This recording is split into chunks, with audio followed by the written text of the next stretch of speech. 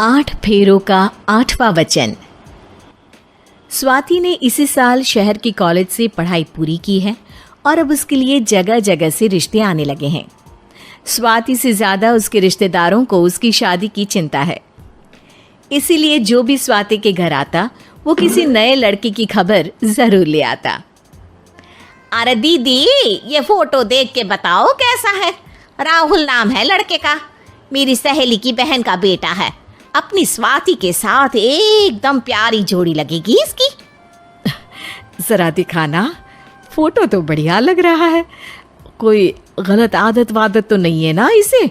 और कमाता कितना है? अरे कोई गलत आदत नहीं है दीदी, आप कहो तो एक मीटिंग करवा देती हूँ, फिर सब कुछ फाइनल कर लेना। हाँ हाँ, ये सही कह रही हो तुम। संडे को स्वाति के पापा भी घर पे ही रहेंगे। बुआ फिर वहाँ से चली जाती है और रात को स्वाति की माँ उससे कहती है, स्वाति बेटा, आज कमला बुआ ने एक लड़के की फोटो दिखाई है।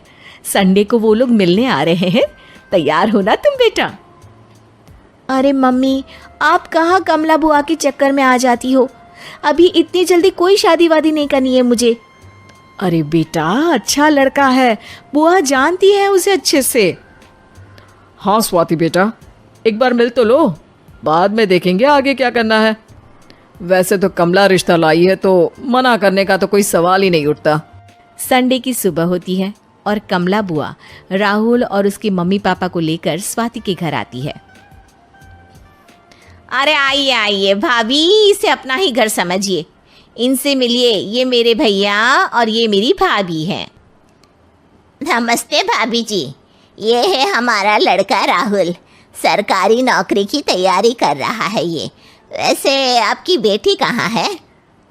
अरे स्वाति बेटा, बाहर आ जाओ। वैसे कितनी पढ़ाई की है स्वाति ने? जी, पोस्ट ग्रेजुएट है हमारी बेटी साइंस में। ये सब तो ठीक है, पर घर संभालना जानती है या नहीं? हमें कौन सी इससे नौकरी करवानी है, नौकरी तो मेरा बेटा करेगा ही। पर मैंने इतनी पढ़ाई की है और आप चाहती हैं कि मैं घर पर ही बैठी रहूं?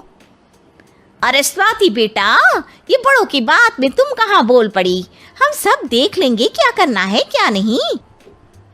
हम तो इसी बात पर विश्वास करते हैं कि घर के लड़कियां घर में ही रहे तो ज़्यादा अच्छा रहता है।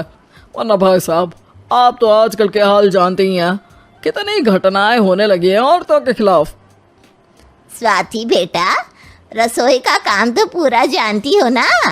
शादी के बाद तुम्हें ही संभालना है वो सब। अरे बहुत अच्छा खाना बनाती है ये, आप सब लोग इसकी तारीफ करते नहीं थकेंगे। लो भाई, हो गई मीटिंग, अब शादी की तारीख फाइनल कर लेते हैं। क्यों भैया? भाई, हम तो पंडित जी से चर्चा करने के बाद ही तारीख फाइनल करेंगे।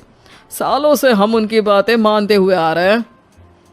लड़के वाले और कमला बुआ की बातें सुनकर स्वाति एकदम नाराज हो जाती है और उसे लगने लगता है कि शादी के बाद उसे घर पर ही बैठना पड़ेगा। लेकिन घर वालों के आगे उसकी एक नहीं चलती और उसे शादी के लिए हाँ कहना पड़ता है। शादी का दिन आ जाता है और सब मंडप में जमा होते हैं। अब फेरों का समय हो गया है, अब कन्या अपने वर से 7 वचन मांगेगी। आप किसी धार्मिक आयोजन में जाएं तो मुझे भी ले जाएंगे। आप मेरे माता पिता का भी बराबरी से सम्मान करेंगे, हमेशा मेरा साथ निभाएंगे। आपको दोनों परिवार की जिम्मेदारियां बखूबी निभानी होगी। हर ज़रूरी बात में मेरी भी राय लेंगे। आप सभी गलत आदतों से दूर रहेंगे। आप मेरे अलावा किसी और औरत से कोई गलत संबंध नहीं बांधेंगे।